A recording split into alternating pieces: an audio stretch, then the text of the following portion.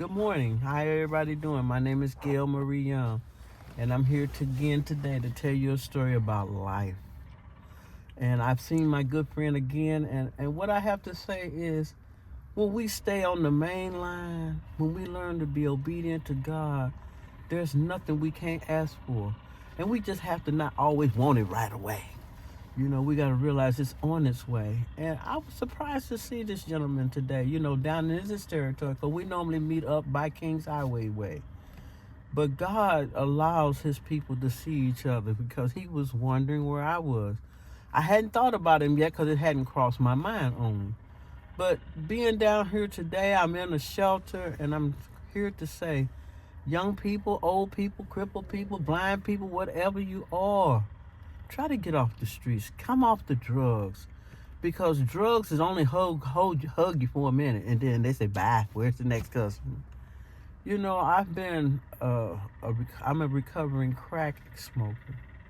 And it's not hard. All you have to do is want it. It's out here.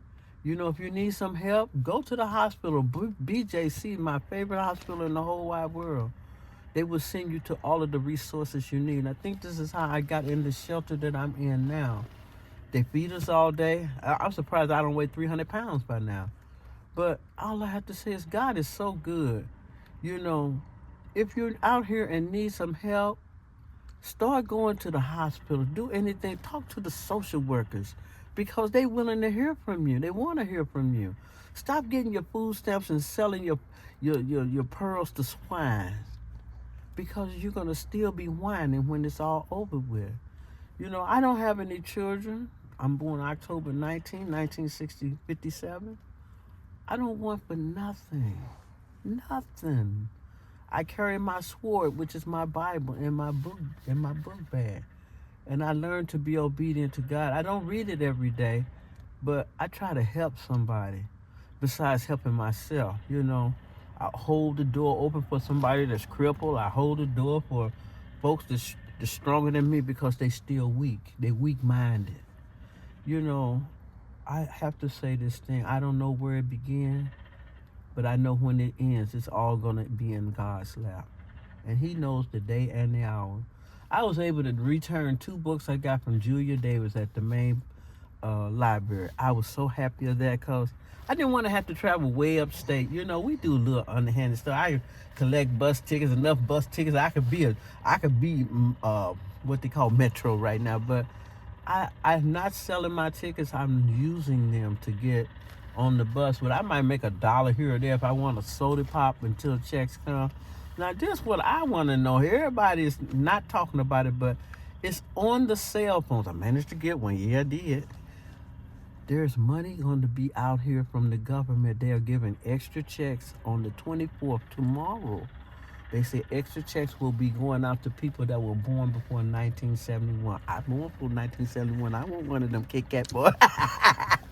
So, today we must always learn to thank the Lord, bless the Lord, for he's blessing us. And we need to learn to stop hurting one another, because hurt is hurt. Because you think about, well, somebody shot in my sister's house and hit my nephew.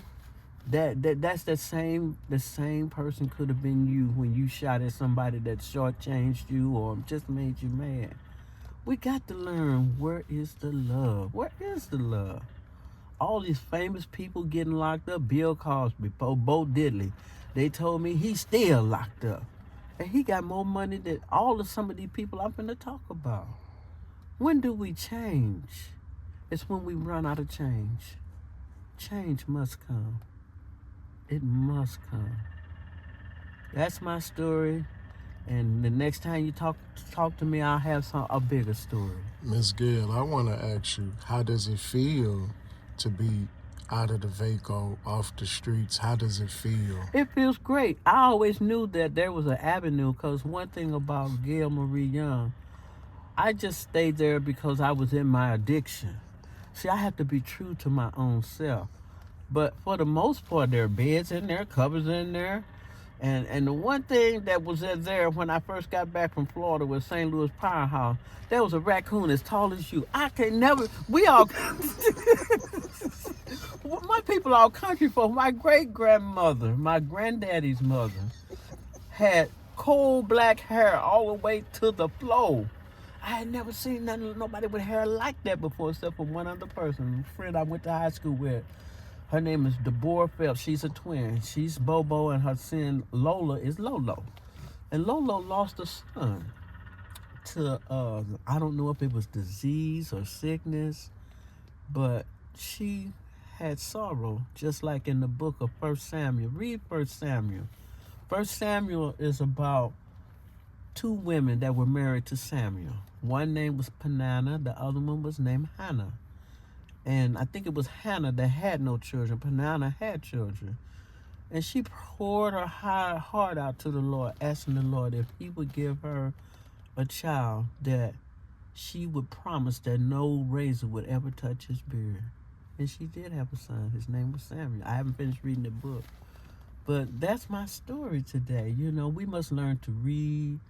And we, first of all, must learn to love. In order to love, we must open up.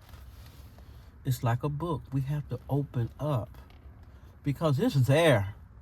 The Lord did not, make us void from love and other feelings, We must open up. If we open up, we will see that there's another whole world there. There's peace and understanding, and it's so beautiful. It may bring back something that God wants us to do, but the way I see it, I don't know. We might be too far gone. But God knows us better than we know ourselves. That's my story. Another quick question. That's all right. What keeps you Motivated. Bound by your addiction, knowing that you have such a brilliant mind, you have so many vast thoughts, you have so many positive ideologies, but what keeps you bound to those toxic substances? Actually, I'm not using right now. I haven't used in over about a month. And the thing that would keep me going out there is because I was leaning to my own understanding. See, you can't serve two masters. There's only one master, and his name is Lord Jesus. Lord Jesus. And we have to learn to be true to thy own self, because you're living a lie. And when it's all said and done, then you look in the mirror and you say, I done it to myself again. You have to be true to yourself. Tony the Tiger ate his frosted flakes. You gave yours away.